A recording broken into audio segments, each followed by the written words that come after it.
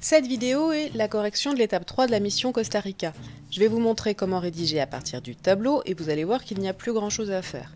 Là j'ai pris 2 pages de traitement de texte pour faire des copier-coller, mais le principe est le même à la main. Je recopie la problématique pour ne pas l'oublier, normalement elle est à la fin de mon intro.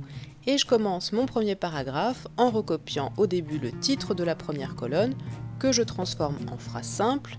Ensuite, je commence à ajouter les informations qui viennent des documents et qui seront mes exemples. Vous voyez que la plus grande partie du travail est de transformer les réponses qui n'étaient pas des phrases en phrases complètes avec un verbe, des articles. Pour cela, je m'appuie sur la question qui était dans le tableau, je fais la même chose avec le deuxième, puis le troisième exemple. Vous voyez que si je recopie juste la réponse, par exemple aéroport, port de croisière, hôtel, piscine, ça ne veut rien dire. Donc, j'utilise la question qui était dans le tableau pour formuler ma réponse. Pour les accueillir, on a construit des aménagements. Et j'ajoute aussi des articles. Et c'est tout, je n'invente plus rien. Je passe à la deuxième colonne de mon tableau. Je vais donc à la ligne et je fais un alinéa.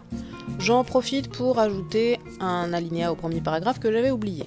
Donc deuxième colonne, deuxième paragraphe. Pareil, je transforme le titre en phrase avec un verbe. Là, je suis allée chercher dans le tableau les 2 domaines dans lesquels le tourisme a des conséquences positives. Et je recommence la même technique. Je récupère mes exemples dans le tableau et je rédige. Là, je vais laisser un peu la capture d'écran pour que vous voyez comment je passe des éléments de réponse aux phrases rédigées et précises. Alors avec un logiciel de traitement de texte, ça a l'air facile, je fais des copier-coller, ça fait propre, très bien, et chez vous, vous pouvez tout à fait travailler comme ça. Mais quand je travaille à l'écrit sur une feuille, je peux aussi entourer des passages, faire des flèches pour montrer où je veux mettre les éléments, et je remettrai dans l'ordre quand je rédigerai au propre. D'où l'astuce de faire un brouillon bien éclairé, bien léger, en sautant des lignes pour avoir de la place.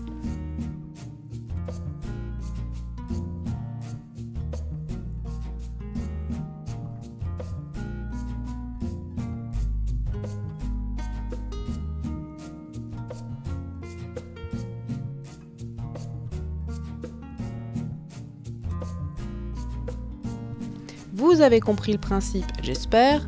Troisième colonne, troisième paragraphe, un alinéa, le titre de ma colonne en faisant une phrase, puis je récupère et je rédige les exemples.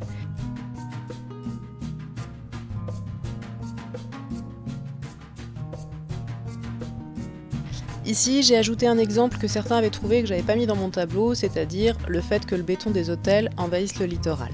Voilà, j'ai rédigé un texte clair, organisé.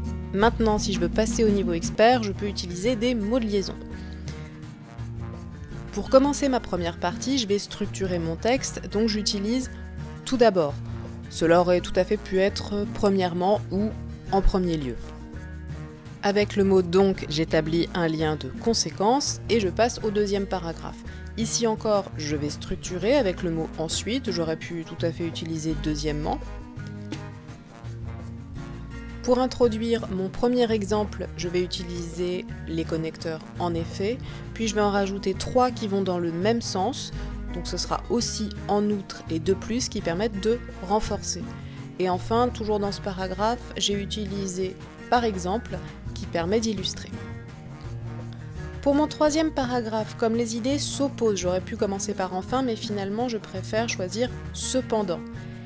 Et ensuite je vais expliquer avec le mot car et finalement un connecteur d'ajout parce que je vais dans le même sens avec de même.